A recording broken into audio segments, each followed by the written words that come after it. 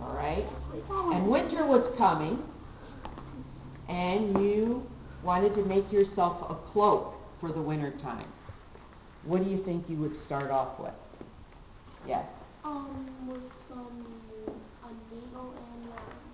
Well, where would you get the yarn from?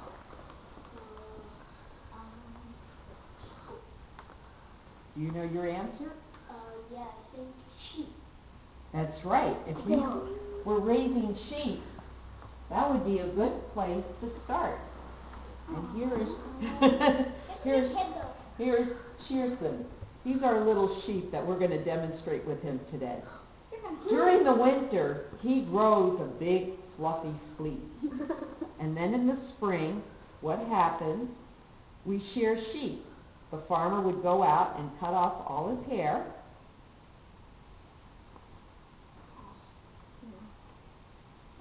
Whoops. Here he goes. And there you go. You have fleece. Okay? This is what you can make your thread from. And here, Shearson, now that it's summertime, doesn't have to have a real heavy coat on him, right? It's really hot. Okay, just 1 second. Okay, yeah, because it's too hot. All right? And then when winter comes again, it'll start all over. He'll grow his fleece again, and then we'll shear it come spring. So that's the first thing you would do, is get your fleece from the sheep. Now, once you have your fleece, whoops, okay, you would have to clean that wool because the sheep is in a lot of dirt and outside and everything, and plus everything gets all knotted. So you would want to clean the wool first. So these are carding tools, okay? This is what you would clean the wool with, and you would put the wool on the carding tool, and you would go back and forth until you got all the dirt out and it was nice and fine, and then you could go to the spinning wheel and spin it to thread.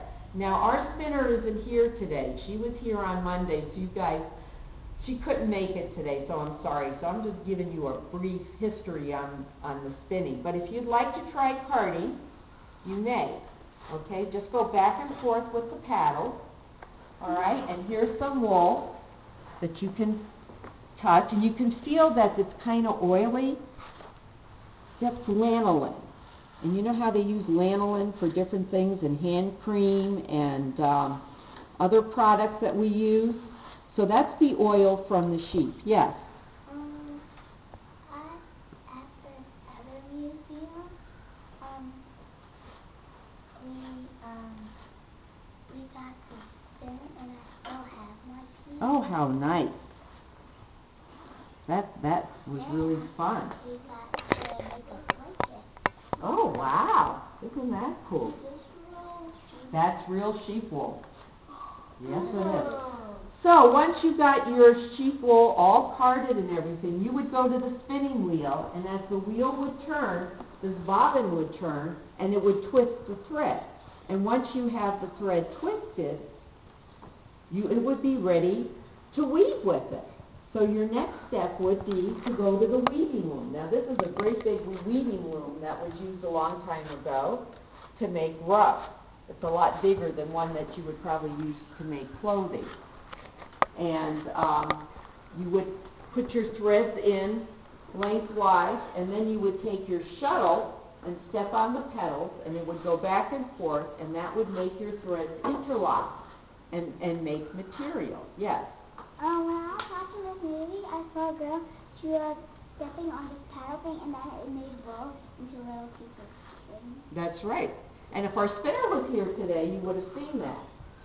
Now, another thing they used to use, this is called a hackle.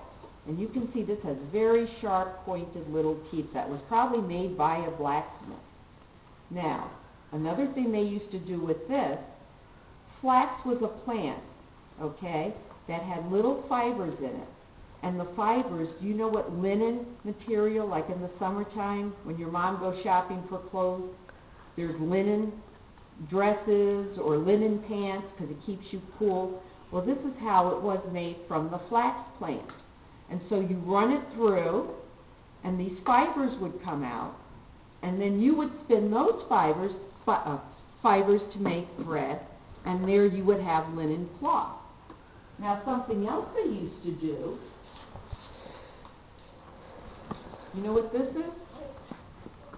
Corn husk? I'll answer your question in just 1 second, okay? This is corn husk. You know when you get corn from a farm stand and over the corn is all these green leaves on it? Well, if you took those leaves off and you dried them, you would get dried corn husks. And I understand you're going to be making corn husk dolls at some point, so it's the same material. But what they used to do is take the corn husk and they would run it through,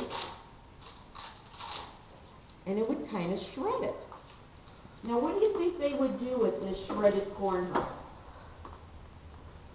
Yes. Probably they make something out of it. Well, they were using it to stuff something. Here's a little example. Yes. Your clothes? Well, not clothes. What?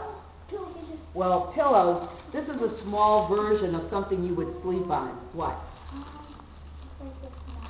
A mattress. They would stuff corn husks in the mattress, in a sack that would become your mattress. Okay, you can feel this. How would you like to sleep on that? Is it comfortable? No. Well, it was more comfortable than sleeping on the floor. So if you wanted to be a little bit more comfortable, you would use corn husks. So you had to use what your resources were on your farm. If you didn't grow corn, maybe you grew hay, so then you would stuff it with hay. But whatever was available, you tried to use. Yes? I was just called the showway at that place, and some of the places I instead of sleeping on the dirt. Exactly. Now, you had a question before, sir, this young man. What was your question? At school we were doing a project, and our project was we did something about linen. That's what they made boys' hats out of. Yeah. They had little caps that they wore, linen caps. Tricorn. Like what? The tricorn hats. No, the tricorn hats were actually made out of wool. And wool, when you get it really hot and the temperature changes, it's called felting, and that's what tricorn hats were made out of. Probably, what? Mob hats. Mob caps, yeah. That was what women wore. I forget the term for what men had on their head, but they were little caps, and that was probably made out of linen. These were probably either cotton, made with cotton thread, or could be linen also for the mop hat. Okay, let's go into this room.